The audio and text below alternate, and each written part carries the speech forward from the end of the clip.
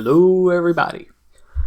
Today I am following my favorite targeted individual, Janine, further down the gang stalking rabbit hole.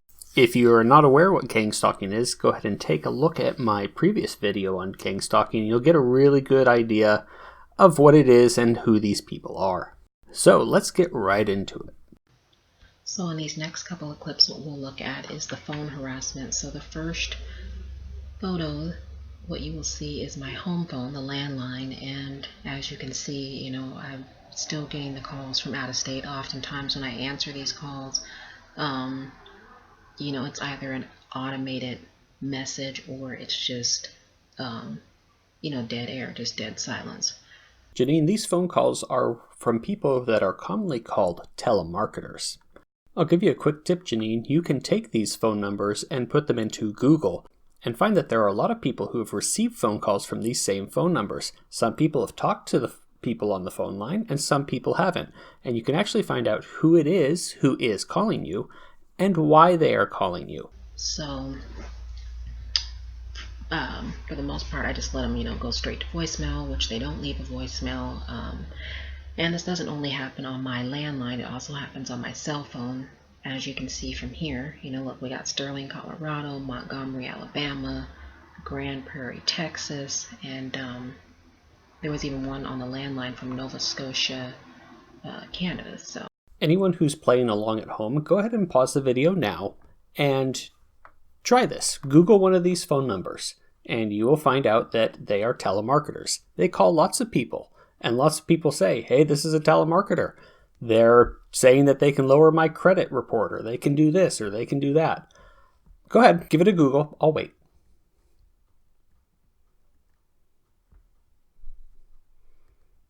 Okay, we ready to go on? All right. As you can see, I'm still dealing with the,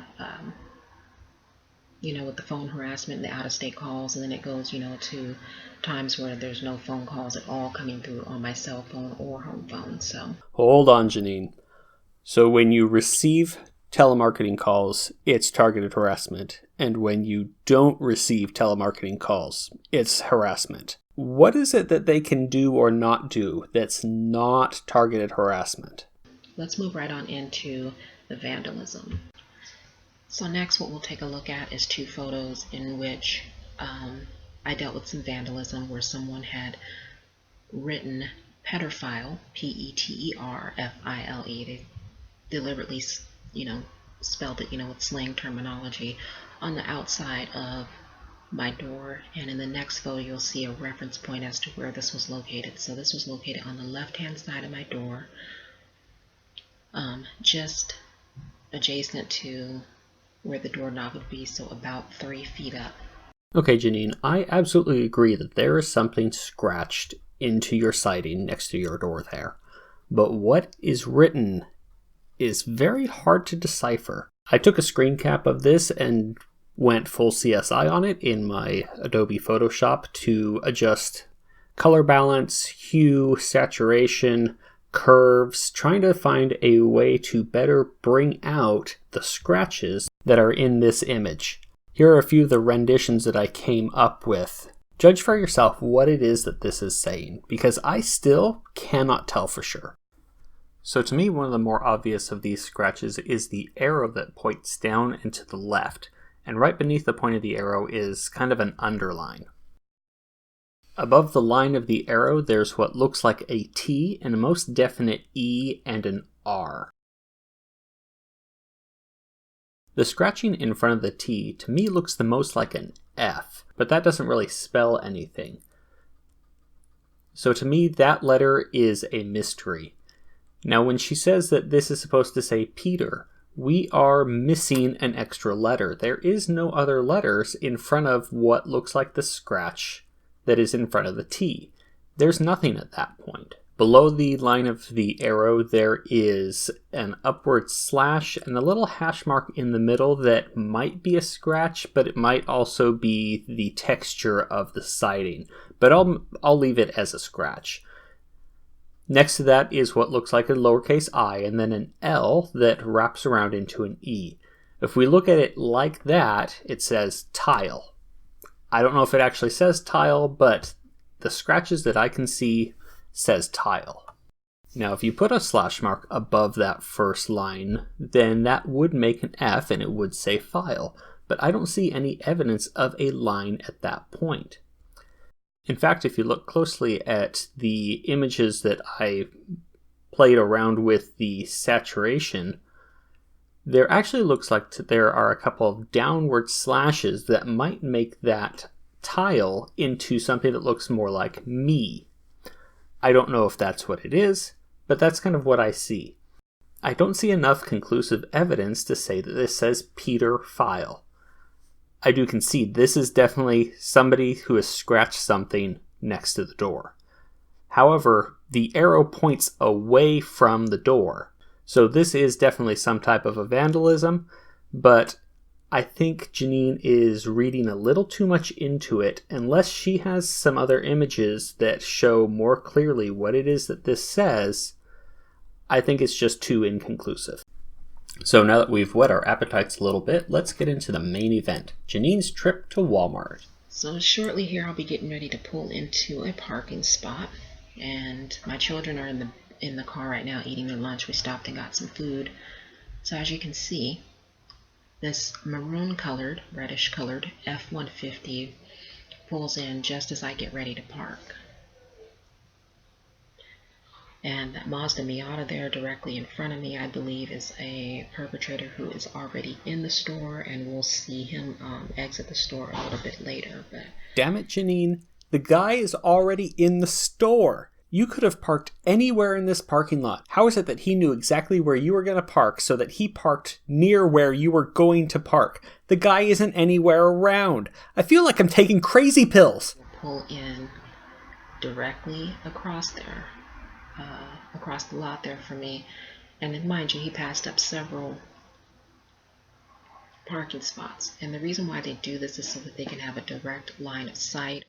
I noticed, Janine, that you gave up all those parking spaces too. Do you have some ulterior motive? Are you stalking someone? Or did you just happen to decide to park where you decided to park for whatever reason? Like the guy in the pickup truck. So now that after he got his signal, the stare down from Mr. Miata, this male will get out of his vehicle, out of the truck. Mr. Miata gave him the signal, I assume, so a Ford F-150 guy will get out of his vehicle. And again, notice his body language as he does that. And this is about 2 minutes later, I believe, 2-3 minutes. So he gets out of his vehicle, he'll twist his neck a bit, twist his spine, like he's, just loosening up, like he's just stretching. But more than likely, this character here is nervous because he knows he's on camera and he knows his mission is about to fail. This right here is what we call a rookie, perpetrator of organized stalking and harassment. And he also will turn around and look over his left shoulder to our right on the screen, but look to the left. Makes you wonder who and what has his attention over there. And I found this incident to be really disturbing, especially when it's a person of color, because, I'm a woman of color. And when these, people tear down their own community, it's like, you sell out your own soul, but also your own people. Ah, so above all else, Janine's a racist. Because it's understandable if them white devils are doing these sort of things, but how dare a black man betray his people? So the next thing you'll see is this black Jeep. Now we saw white Jeep earlier. You're going to see the black Jeep now. And I believe this is a suspected handler. Again, he does the same thing, passes up many spots, comes directly down the aisle that I am on, and we'll notice where he parks here in just a moment. I'm curious, Janine. If these people watch you as closely as you say they do, and they are as good at surveillance as you say they are, surely they know that you know that they're watching you. Surely they know that you have a YouTube channel that you are posting all this stuff to. So if that is true, then why do they continue to go through this ruse? This big, complex, complicated ruse of always trying to blend in and just do these subtle little tells to that only you can understand to know that they're the ones surveilling you.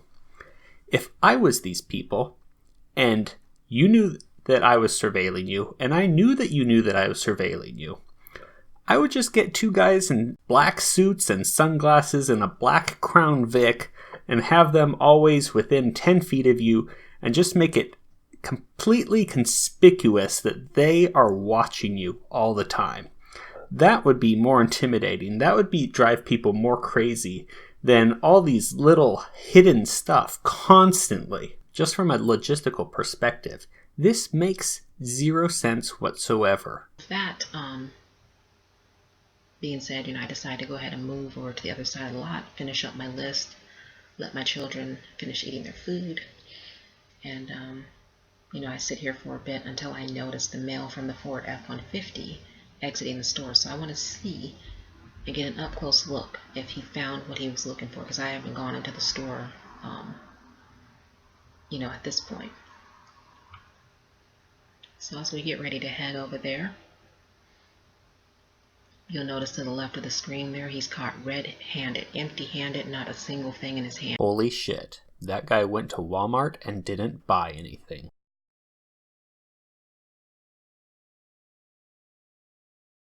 This is a separate day. This is going to be on November 10th of 2016, which is just a week ago.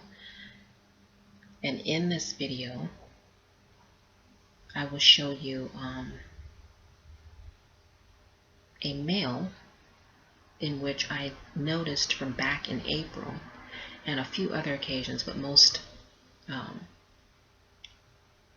able to document and prove back from April 27th, 2016. This male had stalked my children and I at a park, in which he pulled up behind my vehicle and just sat there and was vaporizing, smoking, I don't know. But you'll see this male here on the left-hand side of the screen. I decided to come over here and get some footage.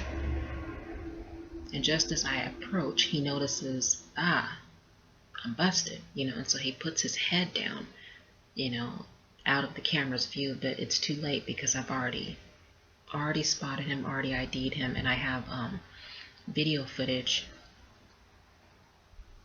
of the same male, the same vehicle from back in April, and I will put a link to the original video in the description bar, so that way you can go back and take a look at that ride along and see that this is in fact the same male. I mean, his car is very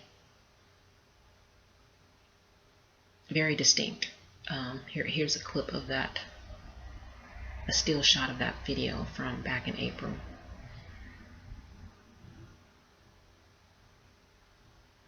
We're talking, this is 7 months ago, and this male is still running around in the area on Texas plates, no less.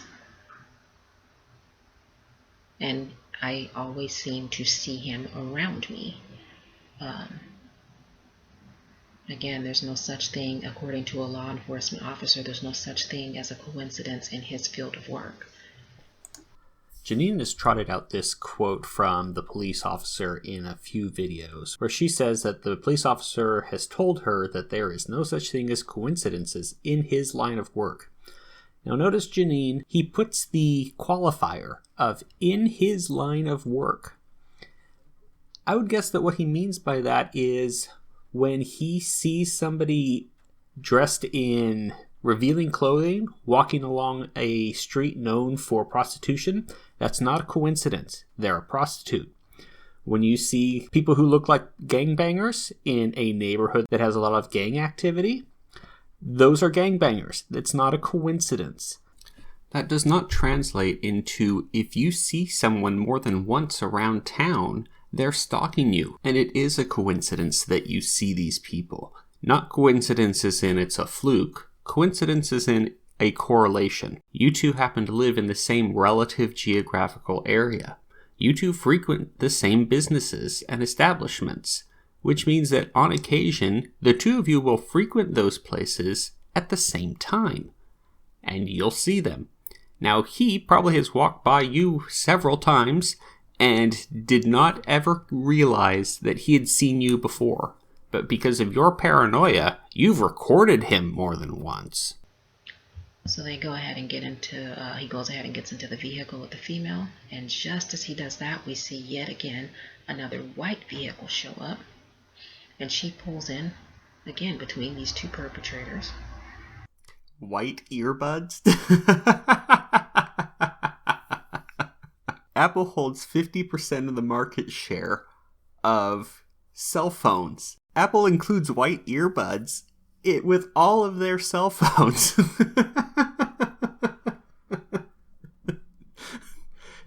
Do you know how many people have white earbuds? If that's your indication that people are stalking you, half the world is stalking you.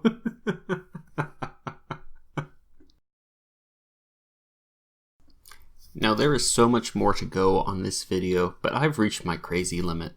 Most of the footage is a lot of the same stuff as we've already seen, or I showed in my previous video, looking at random cars, people walking by and saying that they're a perpetrator, they're a stalker, they're this and they're that. Recently I watched an episode of The Twilight Zone. It was an episode about a group of people in a neighborhood, and everything in that neighborhood shut off instantly. They lost all their power, their cars wouldn't start, they couldn't get access to their radios. They suddenly became isolated, and they felt that this was because there was some sort of an alien invasion.